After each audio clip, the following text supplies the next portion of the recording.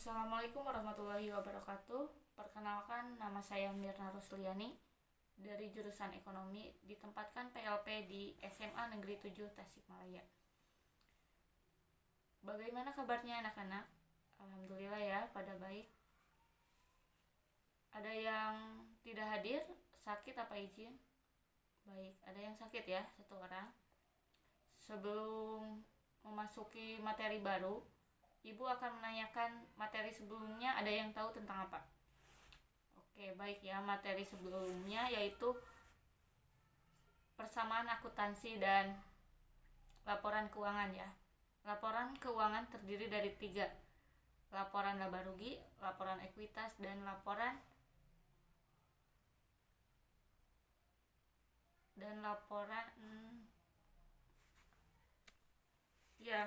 laporan posisi keuangan ya, yang ketiga. Baik, sebelum memasuki materi sekarang, Ibu akan memberikan materi baru. Materi yang baru itu kita membahas tujuan pembelajaran minggu ini.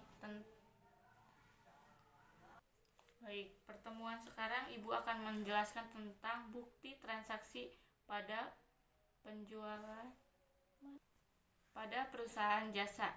Tujuan dari pembelajaran ini, setelah mengikuti kegiatan pembelajaran melalui pendekatan saintifik dengan menggunakan model pembelajaran problem based learning, peserta didik dapat menganalisis bukti transaksi pada perusahaan jasa dengan mengembangkan sikap jujur, peduli, dan bertanggung jawab.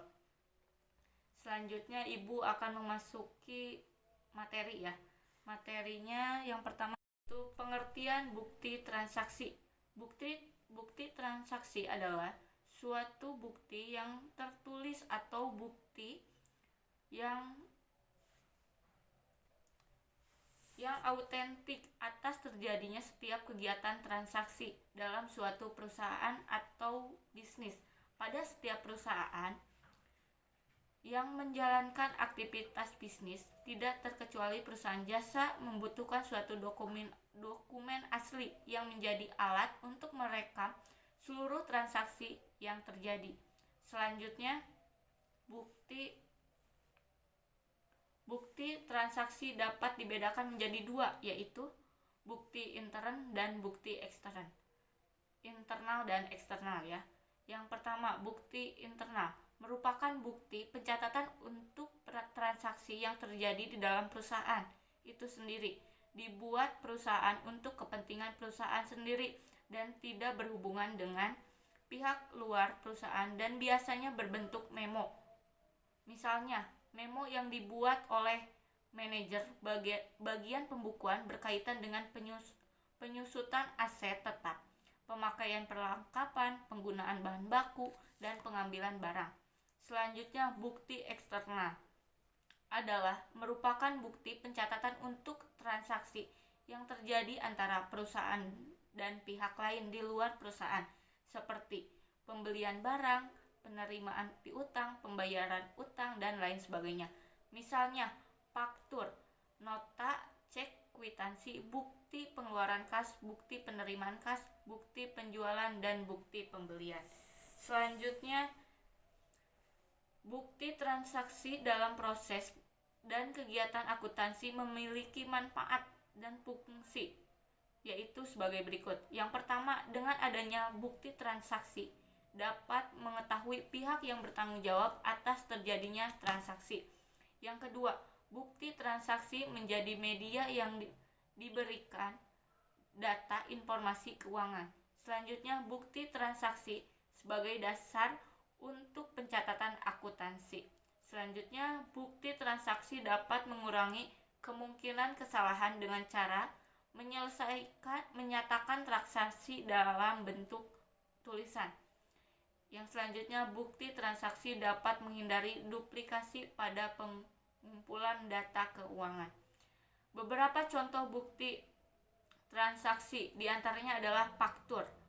Faktur adalah bukti penjualan barang secara kredit yang dibuat oleh penjual untuk pembeli. Faktur asli diberikan kepada pembeli sebagai bukti pembelian kredit, sedangkan tembusannya disimpan penjual sebagai bukti penjual kredit bagi penjual faktur.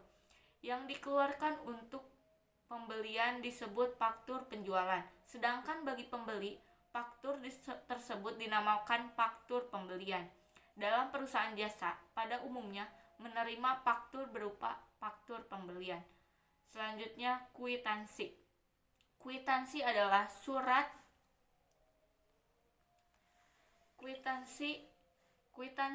surat tanda bukti pembayaran sejumlah uang yang dibuat oleh si penerima uang. Kwitansi dibagi menjadi dua bagian. Pada bagian sebelah kiri disebut subkwitansi sebagai bukti bagi si penerima uang, sedangkan yang di sebelah kanan diberikan kepada si pembayar uang. Selanjutnya, nota kredit. Nota kredit adalah surat bukti terjadinya pengurangan piutang usaha karena adanya pengembalian barang dagangan atau penurunan harga karena terjadinya kerusakan atau ketidaksesuaian kualitas barang yang dikirim dengan yang dipesan. Nota kredit dibuat dan ditandatangani oleh penjual. Arti nota kredit adalah penjual mengkredit atau mengurangi piutang usaha yang akan ditagih kembali. Lembar asli diberikan kepada pembeli, sedangkan tembusan atau kopiannya disimpan oleh penjual. Selanjutnya,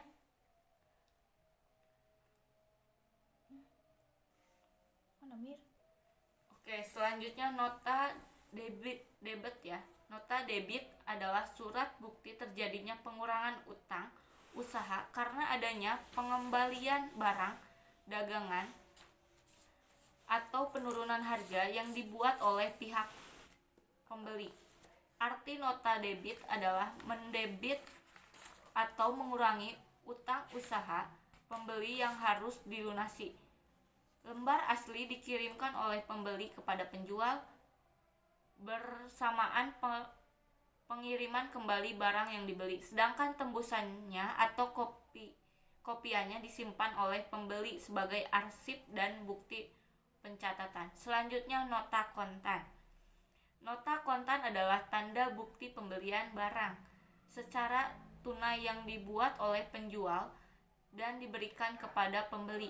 Nota kontan dibuat minimal rangkap 2 ya. Aslinya diserahkan kepada pihak pembeli dan tembusannya disimpan oleh pihak penjual untuk bukti transaksi. Selanjutnya, memo. Memo adalah bukti transaksi yang dibuat oleh pimpinan perusahaan untuk bagian-bagian lain di perusahaan tersebut yang berisi perintah pencatatan suatu kejadian. Yang selanjutnya, cek. Cek adalah surat perintah dari pemegang rekening giro atau penyimpanan dana kepada banknya supaya mengeluarkan sejumlah uang untuk diberikan kepada pembawa cek atau pihak penerima pembayaran. Sedangkan pihak yang melakukan pembayaran menyimpan surat atau potongannya. Cek sebenarnya bukan surat bukti melainkan alat pembayaran. Oleh karena itu, pengeluaran cek harus disertai penerimaan kwitansi. Baik ya, selanjutnya nanti Ibu akan memberikan soal. Kalian bisa download di Google Classroom atau grup WhatsApp. Tugasnya itu ada 4 ya. Tugasnya di Google Classroom kalian bisa download tentang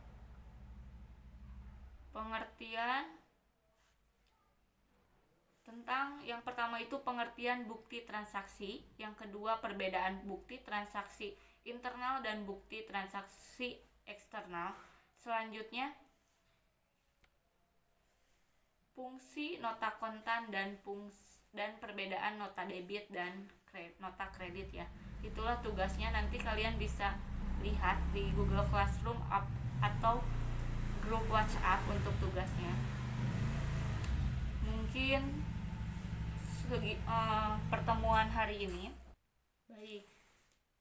Jadi kesimpulan dalam materi sekarang, Ibu menjelaskan tentang pengertian bukti transaksi.